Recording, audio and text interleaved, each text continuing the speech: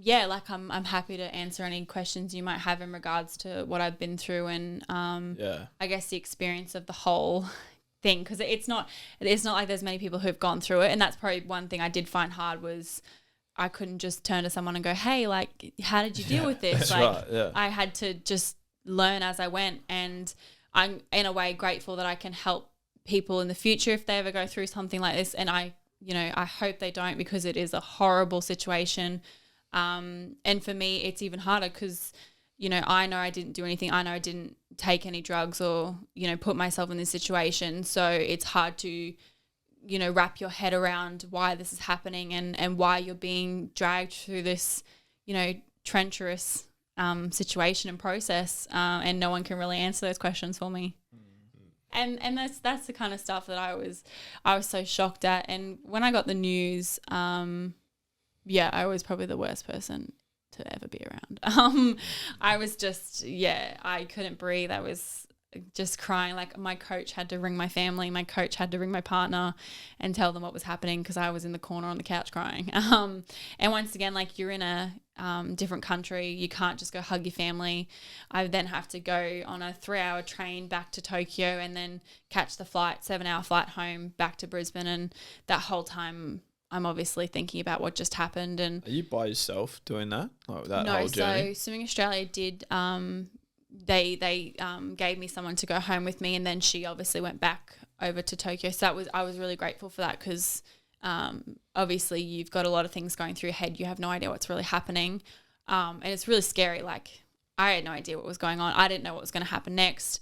Yeah. I didn't even know what the punishment could possibly be for something like that. Yeah. I heard on the news. I didn't even know that 4 years was the maximum that you could possibly get with this kind of substance. I was like, oh, well, I didn't take it, so I'm going to get let off. That's what I thought. Like, yeah, that's right. Literally how I thought it happened. Yeah.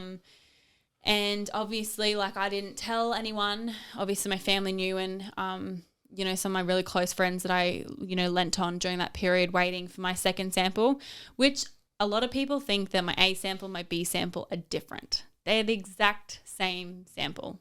It is just split in two and tested. Like, one's tested first and the other one's tested in case the first one was wrong. Yeah. Which that really upset me, because a lot of people were accusing me of, being tested positive twice. And I was like, no, they're the same sample. Like, so I went home, obviously telling no one, and waiting for that B sample to come back, because I thought that was going to be negative, because I thought they made a mistake.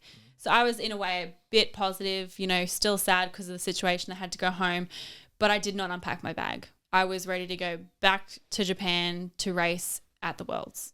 Wow. And then I got the B sample back and everything changed. Yeah. Yeah. With swimming, obviously, like, I still want to make the Olympics and I still want to represent my country in swimming. However, if that gets taken away from me because of an unjust system, then there's nothing I can really do about that. So those goals have kind of been put on hold, which is why I struggled for the past year to be motivated to swim, because I didn't have, I didn't know when I was going back to swimming. So that, there's no really short-term goals to make the long-term goals happen. Okay.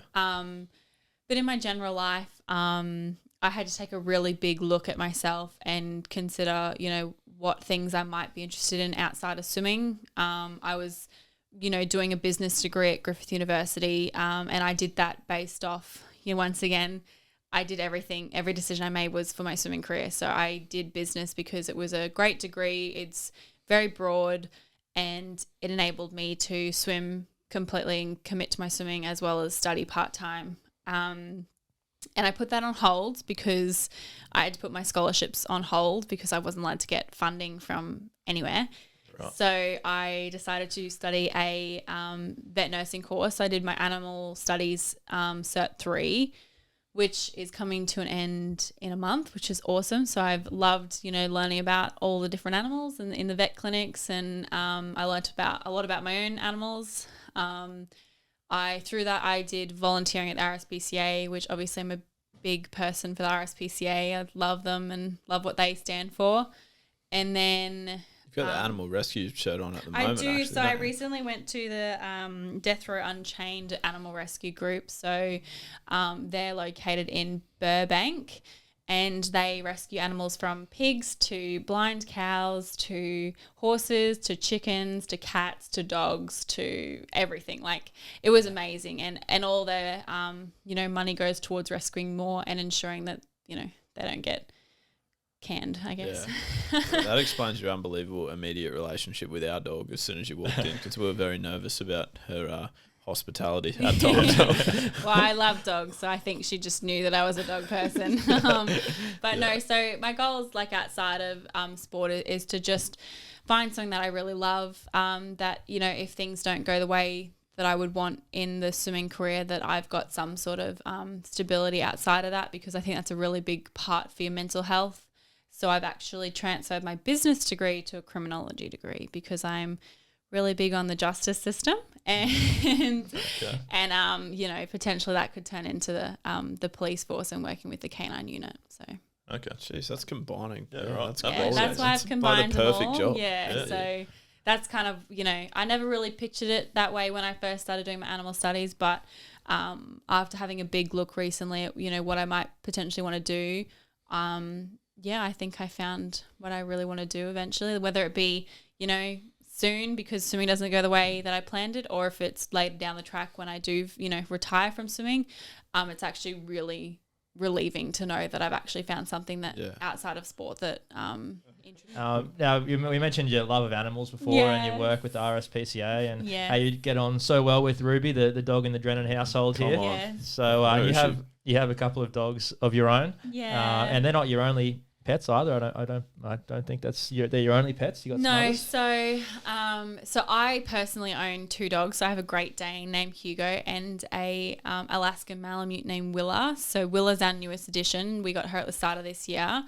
And then my family has so many. We have 2 cats, 2 dogs, a lizard named Kevin, a giant fish, and is that a scientific name? No, I actually don't know the name of it. My little brother's like really obsessed with it. He's like huge. He has like orange through him, and he's really cool looking, but he gets depressed sometimes, which I'm always like, you need to help the fish out. Yeah.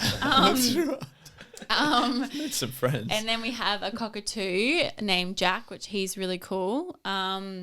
And then Joel actually has a snake named Kevin as well, but his older brother actually looks after him because they've got like the snakes in the family, and I didn't really want the snake in the house, so it got the boot.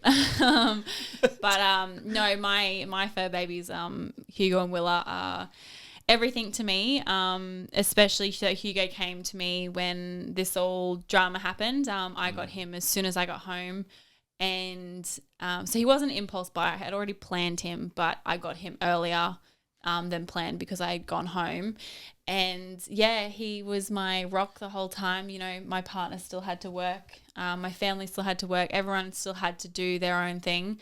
I did have people coming over to make sure, I'm okay. But my dog did the biggest thing ever. Like, he was my cuddle buddy. He was my friend. He, loved me even when I was angry. He was a there. Big unit too. He's 62 kilos now. And he's 1. That's more than me. So he's awesome and he's huge. And he's just the biggest softie though. Like, my little puppy, Willa, she bosses him around constantly. Like, she'll sit on his face or sit on him, or if he's getting the love, she'll like come over and like boot him over, and he just like walks away. So, and like you mentioned, I do a lot with the RSPCA. So, I'm an ambassador for them and have been since 2018. Especially helping them with their, de-sexing program, because I'm really passionate about ensuring that you're a responsible pet owner. If you're going to own a pet, get them de-sexed, because obviously accidents can happen. Yeah. Obviously through my animal studies, I've learned lots about how animals do it all different ways. And, it's actually interesting, And Shayna, the animal love is not the only way you have been staying busy now. You actually do a little bit of work as well with Haz's mate, cricketer Chris Lynn as well, through his sort of, I guess it was his brainchild, wasn't it, that company, the Playbook. Can you tell us a little bit about that? Yeah, so Playbook coach is, Chris Lynn's baby, and founder Kieran Murphy and Chelsea Murphy. So they created this platform so athletes could coach other athletes through one-on-one, so private coaching, one-on-one, small team and team-based coaching. It originally started with just one-on-one, but obviously like as we expanded, especially like say like with our team sports, a lot of people started having more interest to have our coaches and athletes as coaches for their teams. And it's a really good initiative. So I actually was a coach on the platform as well. So I started, I'm pretty sure 2018 as well, or 2017. And so I was coaching, girls from the age of 8 all the way up to 15. I had regulars, which I loved. It was amazing. Like it was so amazing watching, their growth and how they, adapt in the water and what difference you made. And that's kind of what Playbook wants to see is help those athletes, like elite athletes or, intermediate athletes, connect with other younger athletes who don't have that expertise or just don't have access to coaching. It's a great way for them to expand their knowledge and hopefully continue the sporting phase. Like a lot of people tend to drop out after school, and we want to educate people to ensure that they continue the sport they love. And it's not impossible to have the best of both worlds. You can study and you can play sport. I love working for them, and I really am so appreciative to them because obviously with everything that happened, they reached out because I could no longer coach, and they gave me a position within the head office, which I'm eternally grateful for, because it's not every day that I couldn't have gone and worked at Woolworths, because every second day I was crying my eyes out. I needed a group of people who understood my life, who understood my passion for sport, and that's these guys. Playbook is so it's a family based environment. We all look out for each other, and we look out for the coaches that we have on the platform and the families we have on the platform, and we do the best we can to accommodate for everybody to ensure they're all happy and can continue with sport. Actually sounds awesome. Sounds cool. Don't worry, we'll get you one. That's right. Yeah, I'm happy to coach some lacrosse. Hey, well, that's not a sport we have yet, so that's the first one. Yeah, I'll be a master in the field. It'll be very popular. That's right. Never actually played before, but we won't mention that in my bio.